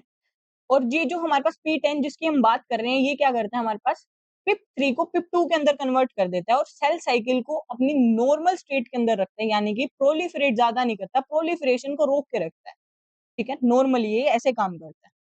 लेकिन यहाँ पे क्या होता है, अब इसके बाद PIP3 के अंदर जैसे ये कन्वर्ट हो गया तो हमारे पास PDK1, PDK2 एक्टिवेट होते हैं। PIP3 जो होता है, PIP3 एक्टिवेट करता है PDK1 टू PDK2, इन दोनों को एक्टिवेट करता है, जो कि क्या करते हैं, केटी और PKB को एक्टिवेट करा, जिसकी वजह से सेल सर्वाइव करती है। लेकिन वही P10 होता है तो P10 P3 को PIP2 के अंदर कन्वर्ट करता है और सेल को अपनी नॉर्मल स्टेट के अंदर रखता है।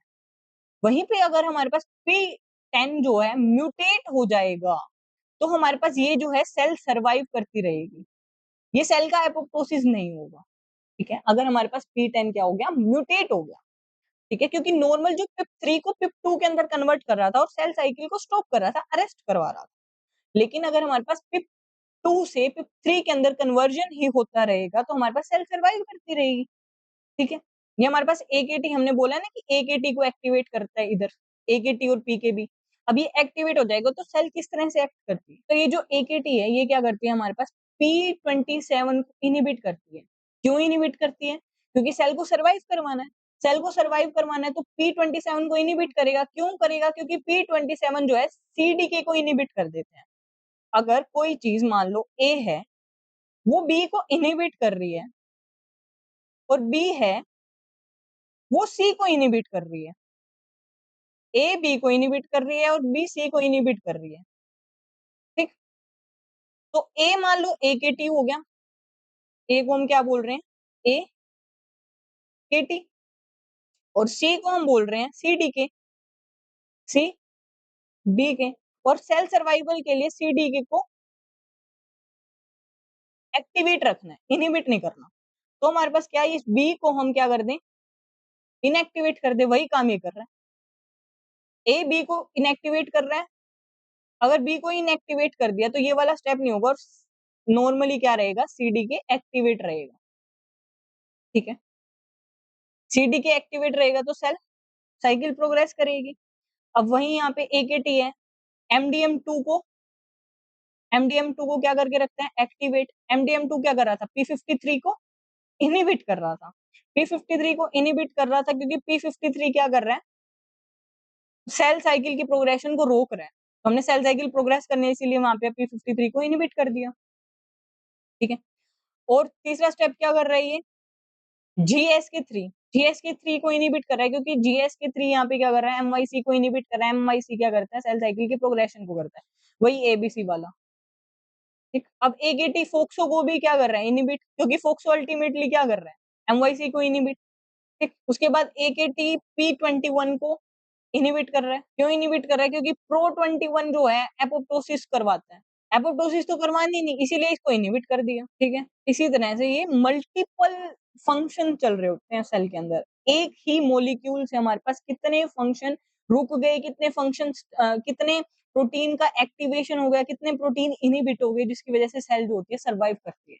वहीं अगर एक एकेटी नहीं बनेगा, PIP3 PIP2 के अंदर कन्वर्ट हो जाएगा, एकेटी नहीं बनेगा तो सेल साइकिल सर्वाइव नहीं करेगी, सेल साइकिल प्रोग्रेस नहीं करेगी, अरेस्ट हो जाएगी, ठीक है। वहीं अगर म्यूटेट करेगी तो सेल साइकिल प्रोग्रेशन होगा जिसकी वजह से कैंसर होगा, ठीक है। उसके बाद हमारे पास फिफ्थ जीन होता है एपीसी। एपीसी जीन के अंदर नॉर्मली वेंट सिग्नलिंग होती है, ठीक है। अगर हमारे पास नो वेंट सिग्नल, अगर कोई वेंट सिग्नल नहीं है तो हमारे पास डिस्ट्रक्शन कॉम्प्लेक्स बनता है। अगर हमारे पास कोई वेंट सिग्नल नहीं है तो डिस्ट्रक्शन कॉम्प्लेक्स बनता है। ये डिस्ट्रक्शन कॉम्प्लेक्स के अंदर जीएसके3, एपीसी, CK1, एक्सिन, इन सबको मिला के डिस्ट्रक्शन कॉम्प्लेक्स की फॉर्मेशन होती है।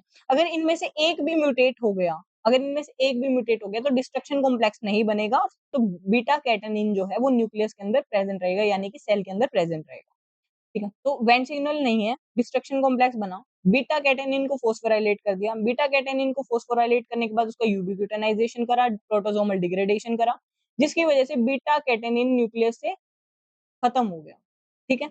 और TCF इनएक्टिवेट हुआ जिसकी वजह से MYC साइक्लिन ट्रांसक्रिप्शन नहीं हुआ, कोई डिवीजन नहीं होगी। अगर वेंट सिग्नल प्रेजेंट है,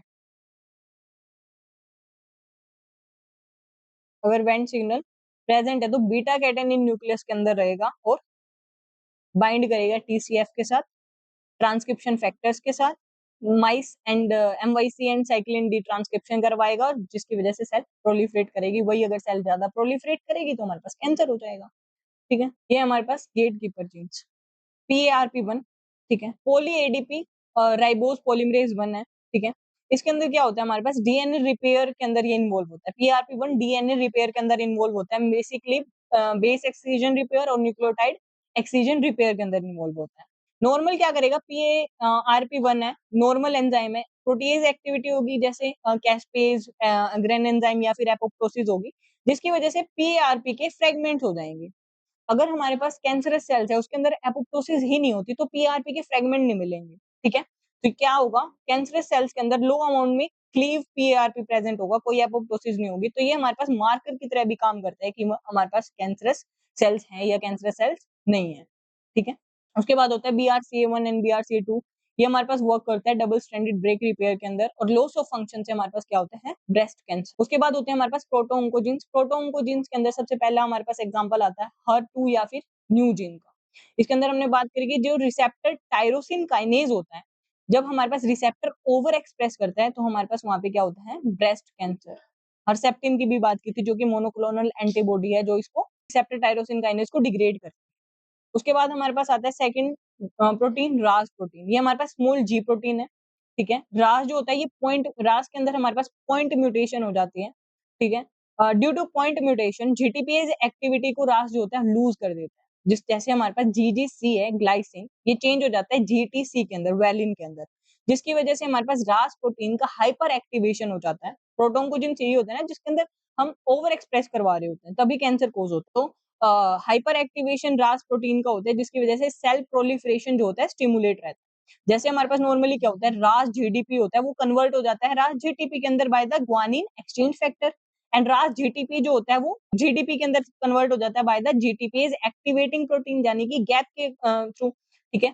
लेकिन हमारे पास इस म्यूटेशन की वजह से जो रास जीटीपी है वो इसी स्टेट के अंदर लॉक रहता है, और जिसकी वजह से हमारे पास सेल प्रोलिफरेशन बढ़ जाता है, ठीक है। हमेशा लोक रहेगा तो हमेशा सेल प्रोलिफरेट करती रहेगी। थर्ड प्रोटीन के बारे में बात करते हैं, राफ प्रोटीन। ये हमारे पास सीरिन थ्रियोनिन काइनेज है। नॉर्मली क्या होता है, रास एटीपी है, ठीक है, वो एक्टिवेट करता है राफ को। उसके बाद मैक फोस्फोराइलेट होता है, ईआर के फोस्फोराइलेट होता है, वो एक्टिवेट होता है, न्यूक्लियस के अंदर जाता है और सेल डिवीजन के जीन्स को ऑन कर देता है, ठीक है।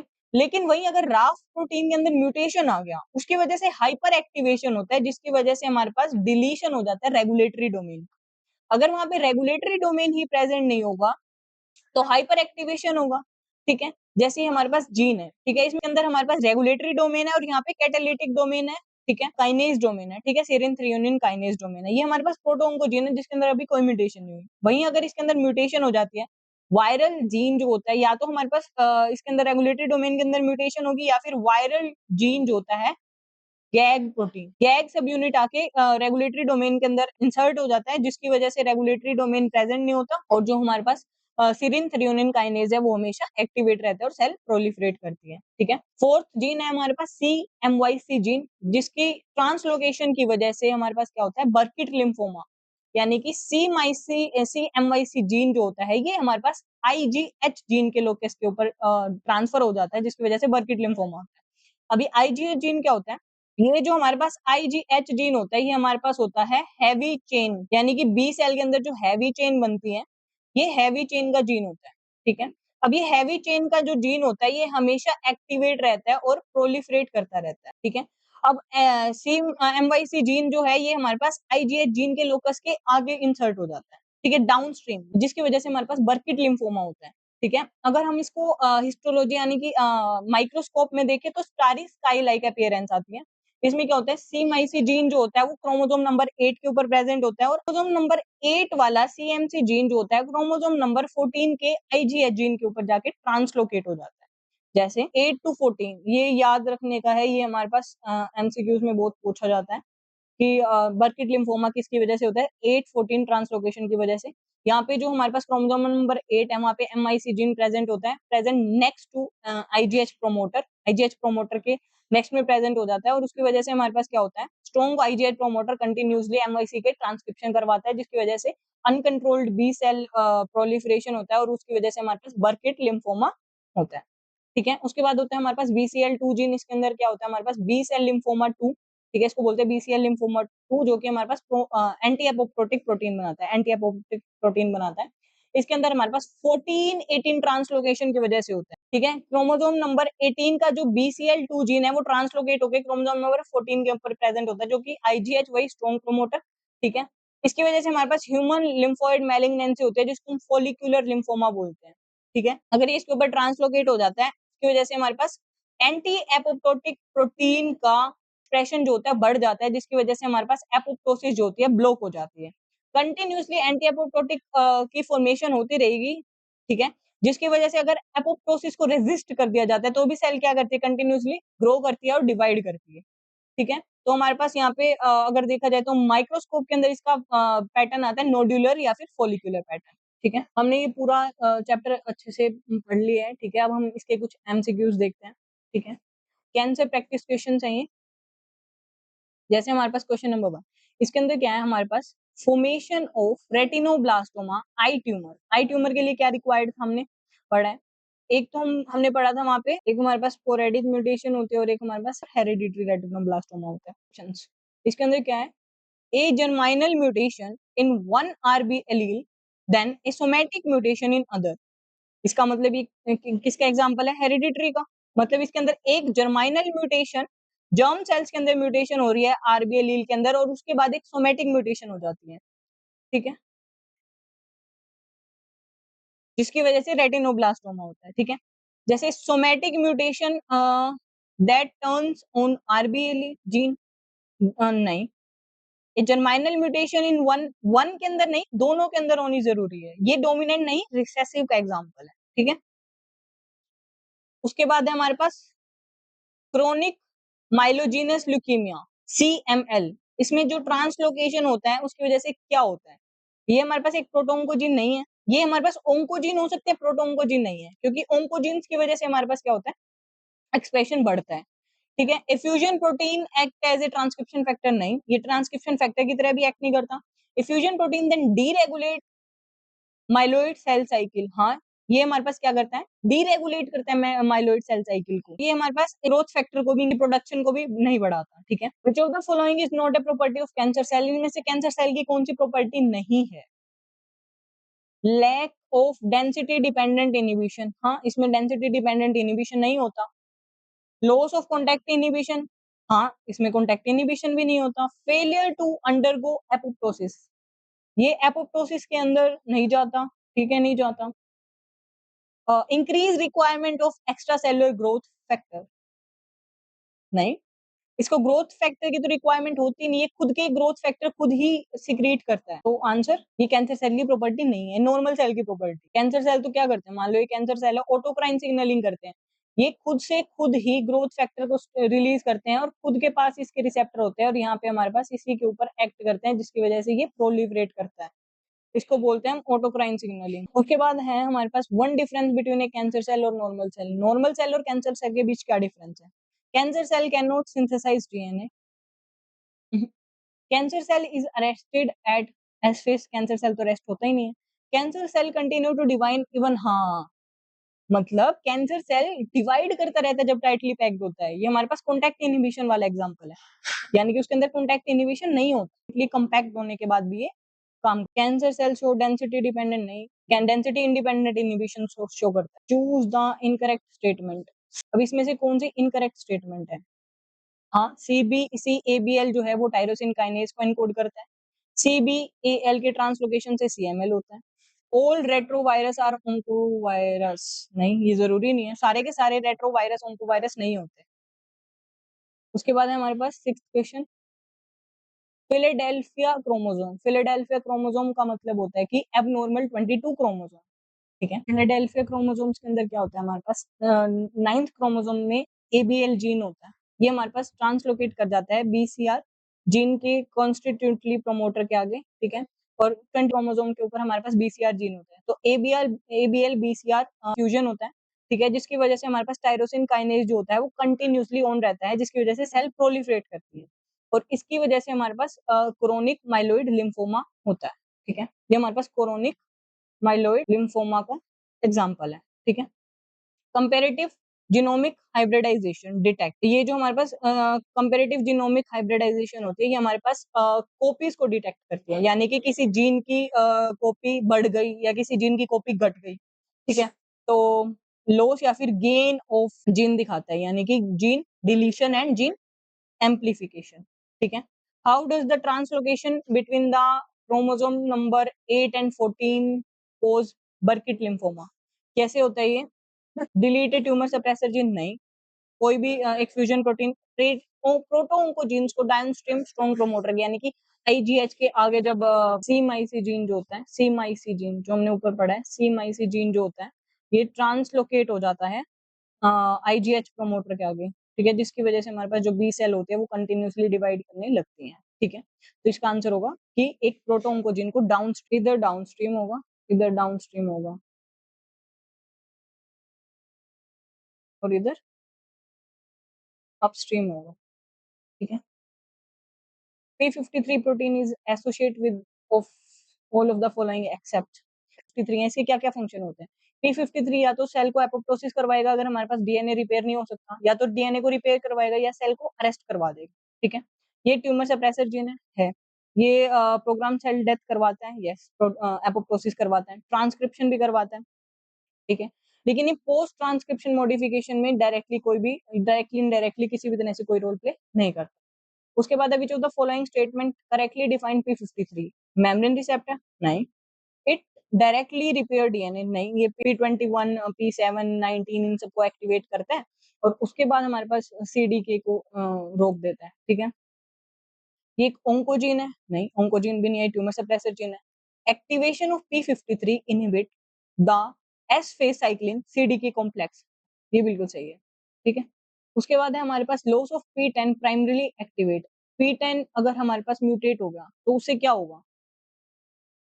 PI3AKT mTOR पाथवे एक्टिवेट हो गई, यानी कि PIP2 जो होता है वो PIP3 के अंदर कन्वर्ट होगा, उसके बाद सेल जो होती है प्रोलिफरेट करेगी, सर्वाइव करेगी, ठीक है? एपीसी का फंक्शन लॉस हो गया, उसकी वजह से क्या एक्यूमुलेट होता है सेल के अंदर, न्यूक्लियस के अंदर? तो हमने पढ़ा है ऊपर ही, बीटा कैटेनिन एक्यूमुलेट होता है। उसके बाद है which tumour suppressor directly inhibit E2F? E2F हमने सबसे पहले पढ़ा था रेटिनोब्लास्टोमा के अंदर, वहाँ पे हमारे पास E2 ट्रांसक्रिप्शन फैक्टर को डायरेक्टली इनहिबिट कर रहा था वो, तो रेटिनोब्लास्टोमा। के बाद हमारे पास लिंच सिंड्रोम।